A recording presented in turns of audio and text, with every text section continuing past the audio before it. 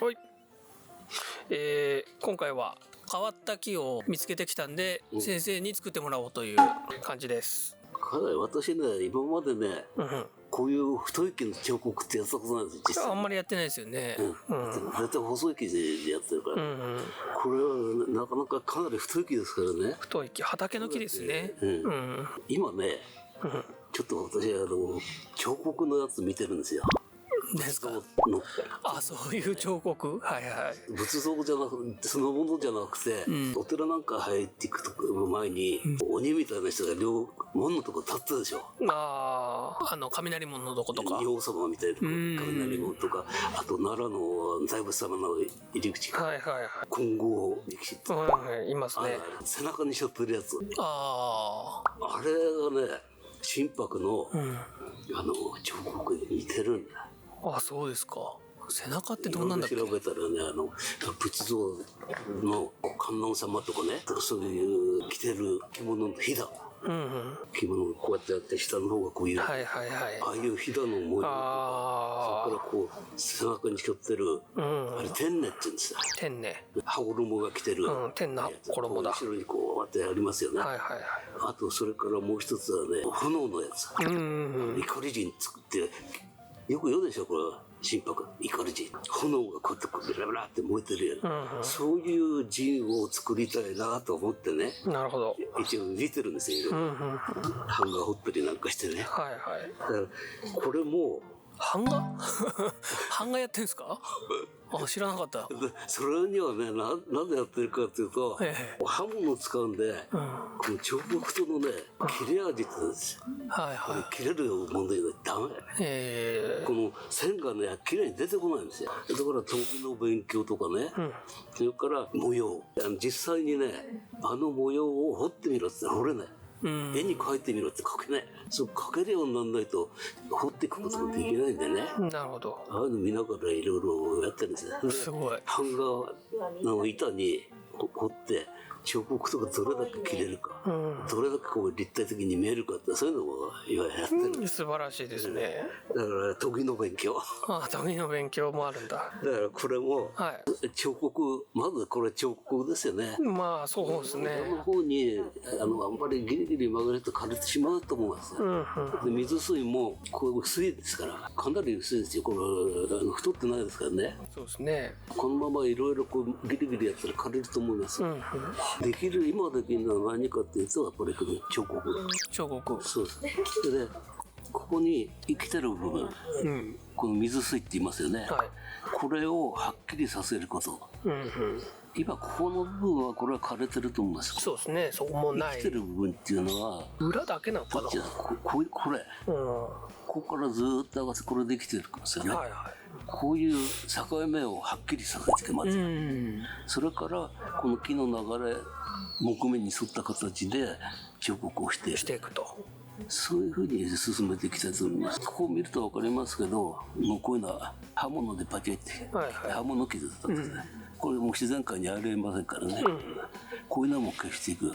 それからここも丸っこいですからね。ここちょっと削ってあるかな、これがね。いくらか。丸みきですから。丸みきは良くないと。こう丸みを消していく形。それと、この木目と沿った形で、シャリをつけていく。そういうのをやってみたいと思います。で、まずやるのは、この際。これをはっきりさせていく。生きてる部分と枯れてる部分。ここにこうずっと線を入れていきます。これでも先生思ったんですけど、多分こっち正面かなって話してたじゃないですか。でもこっちって一応見えてますけど、ここには。ここか。でもこっちだとちょっとね。これだと正面になってるんですか。こっち前出ちゃってもね。なんかさっき話した感じでこっちを一応残しとくけど、多分これですよね、使うのね。ここだもん。まあちょっとこっちの作り方は分かんないけど、とにかくシャリから作っちゃうという感じですかね。ここはね、こういう線を残した形でちょっと彫り込んでいく。わかりました。まず線をつけてきます。でも先生あれですか、この太さ手でやるんですか？これ手でやるんですか？彫刻は。何彫刻？彫刻は手でやるんですか？手でやる。手で。手でやる。手で掘ってる。大変ですね。太いから。ちょっと手でやってここ鉢にぶつかるか分かんないねこれ。こうやって。ああ、ちょっと削りにくい。入れないか分かんない。その場合は電動のドリル使います。ああ、なるほど。そうですよね。これ手でやるの大変だろうな。これ私が作ってるんです。こういうの持ってない方はね、はい、もし彫刻やるんだったら彫刻刀。それってほしいのはこういう三角刀ね、三角刀とあとのみが1個あるといいですよね。はあ、のみ、それは平らなやつですよね。先端が平らなやつですね。これは線つけてきます。はいはいはい。あとできればこういう大きいやつですね。これも三角。これはここまで使わない。丸いやつを使うんですよ結構。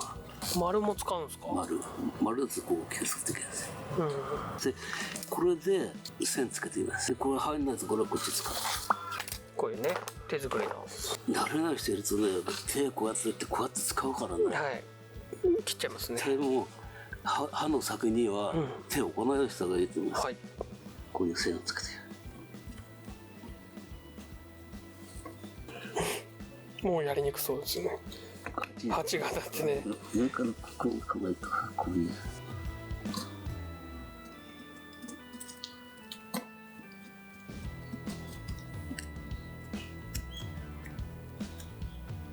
こんな感じですか。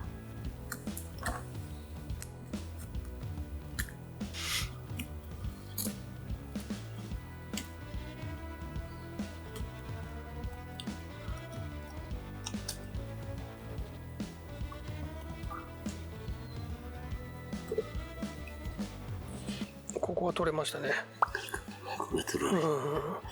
うん、やっぱここが繋がってたんでしょうね。で枯れたんだから。これ枯れちゃったんだな。ってことは本当後ろだけだ。残ってるな。残ってるのは後ろだけですね、水水が。そう、こっちだけ。これ見えるからいいやね。一応ね、そっち正面でも一応見えます。でもやっぱ彫刻っていうのは結構地道な作業ですか？地道そう。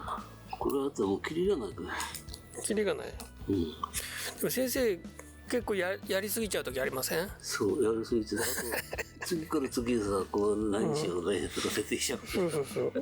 もっとよくしようとってまたこう削ってってじゃあここ2つに割っちゃおうとかなりますもんね。で最後はこの彫刻の種が枯れちゃってね。練習用の木になっちゃう。じゃあある程度止めないと。結構あるようちに。本当ですか？結構夢中になってね、先生の場合ずっとやっちゃうから。たぬき作るのもつまんないからさ。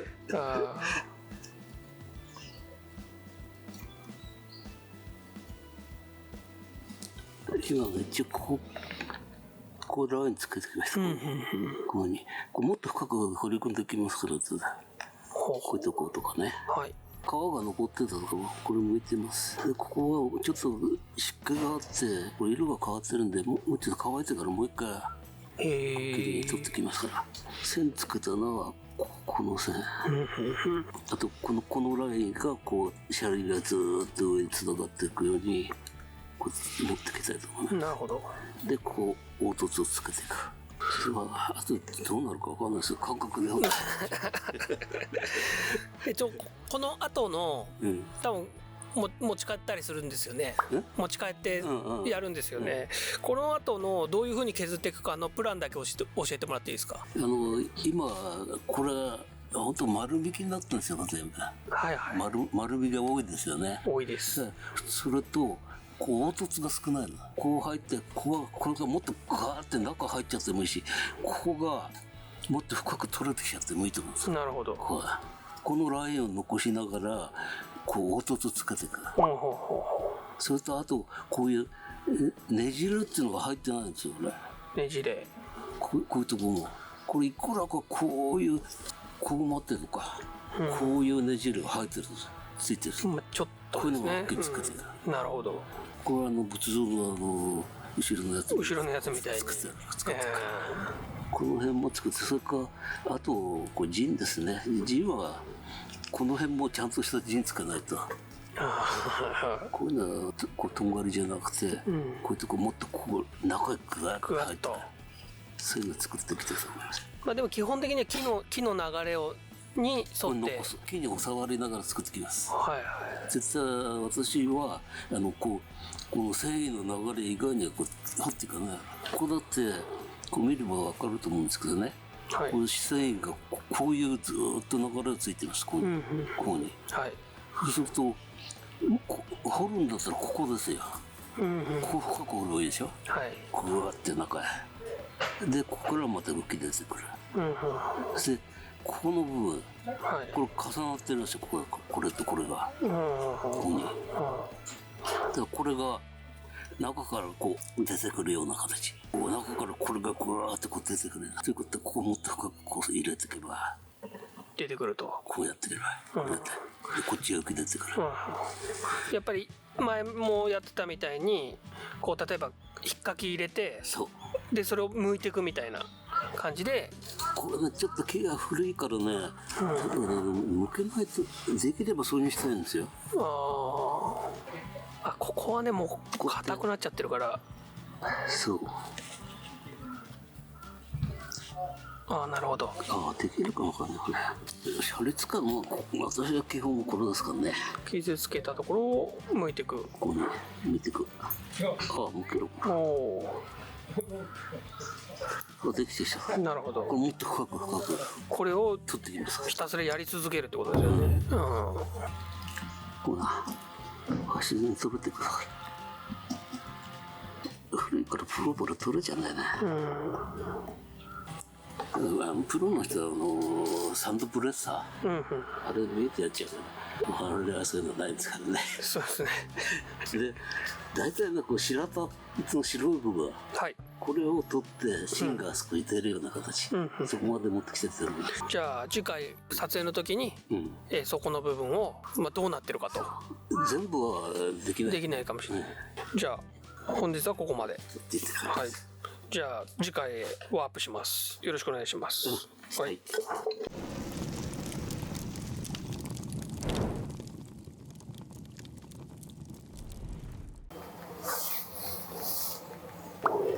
明けましておめでとうございます。遅いですけどね。1月も終わり近づいてますが、おめでとうございます。今年もよろしくお願いします。前回ね、こう帳面とかいろいろ決めて。で彫刻なんですけど、心拍の彫刻は板目木作れって言うんですよね。でこの木見ると細い木か太い木かって言ったら太くて、板ならないでしょこれ。板目木ってのはこういう細い木だったら、幅の狭い木だったらこう板なるんですよ。この太い木どうやって板にするんですって、製材で板状にこう切っていくわけですからね。で細い木で板目木っていうのはちょっと無理だと思うんですよ。でどうするかっていうとね、私が考えたのはこういう太い木やるの初めてなんです。こういうのはいっぱい何回もやってますけど、こういう足元でこんな太い木っていうのはね、私初めてなんです。この木の彫刻、太い木、これはやっぱり板状にはなんないですよ。足元だってね。これどうするかっつったら、これ立体感出すために深さ、中に深く掘り込んでいく、そういうこと考えてた。もともとねこれ何にもなかったですよね。そうここ何にもなかった。ただねこうやってあっただけでして、ここに深く掘り込んで深さ、そうするとこう立体感出てきます。出てきてる。ここもこれだけ深く掘り込んでます。どこまで掘るかっていうね。そうですね。この白いところ、それからこう黒いところ、茶色か、ここが芯ですよね。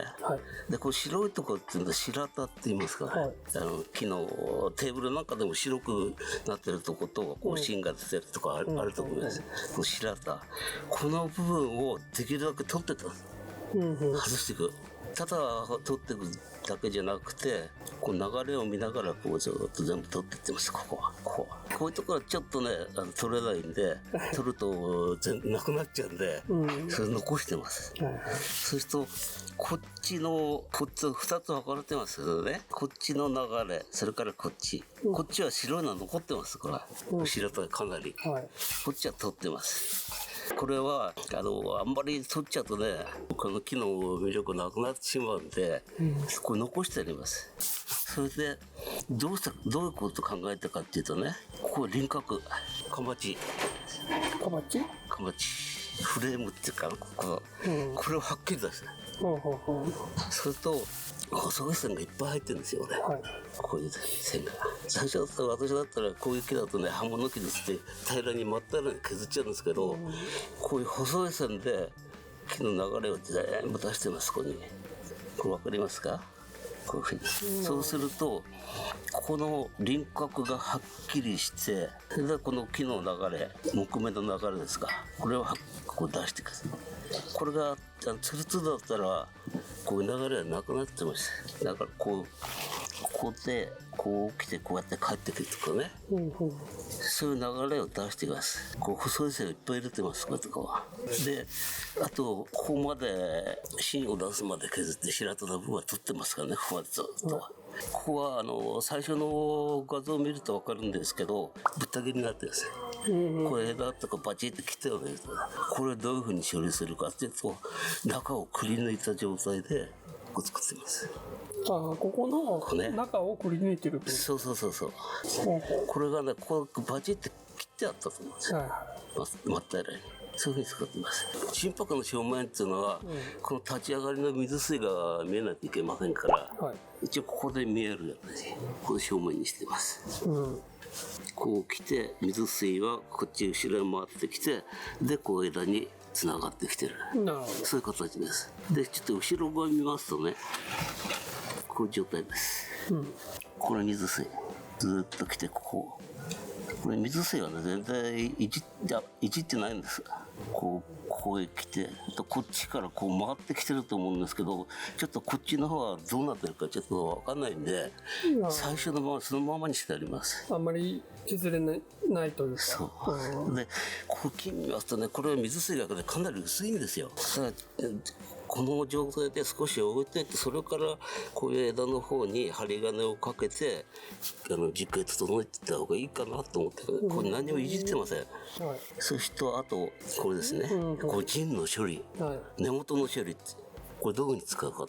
大体ね、普通の人はね、こう鉛筆みたいにとんがって削っちゃうんですよ、これなんかこれは根がえぐれて元を食い込ませるんです、こういうふうに削っていただいて、こういうやり方があるんですね。そう、これは普通の本当に字ですよ、こう鉛筆じゃなくてね、自然の状態ですとここがもっと細くなってきますから、これもうちょっと削ってもいいと思います、細くなって。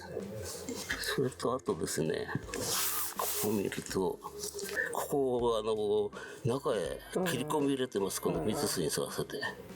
そこかっこいい。そう、こういうふうにつけて、結構ねこの時間かかったんですけどね、いいのができたかなと思います。それと今後の課題としては、こう2つ生かして、こっちと枝をね、頭を生きてる部分、で完全にこれ流れはもうこっちから見て右流れでいいと思います。右流れなんだ。こっち今返してますね。最初の状態ですね、こっち左流れなんですよ、作りが。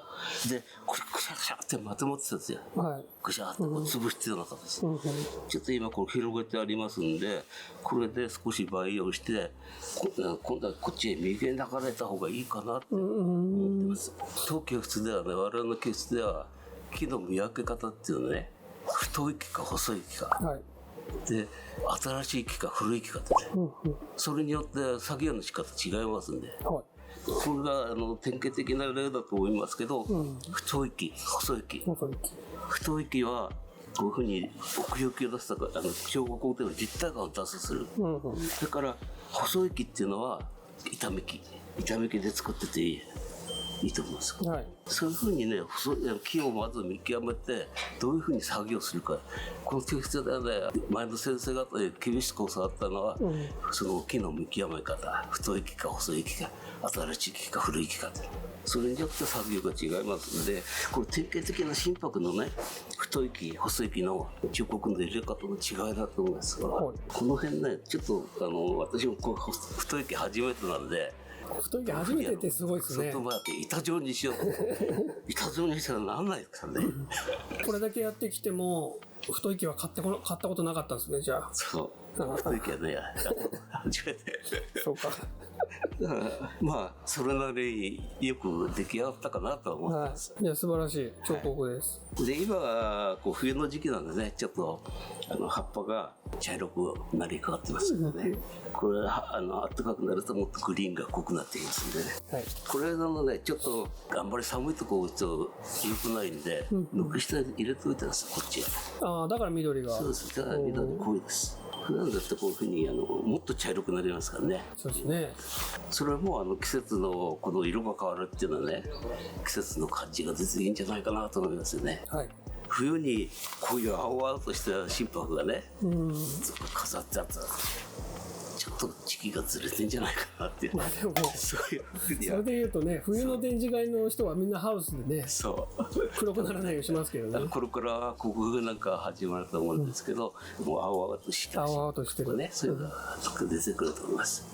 ただ自然の情景を見るんだったら、茶色くなってますね。そう、冬の情景。雑木だったらね、葉っぱがみんな落ちてね、感じって、そういう情景を見る。で心拍とかヒノキだったら冬にならもう赤茶けでした、で春を回って5月ぐらいになると完全に戻っていくと、そういう季節を感じていただければいいかなと思いますね。なるほど、そんなところですね。以上以上ありがとうございます。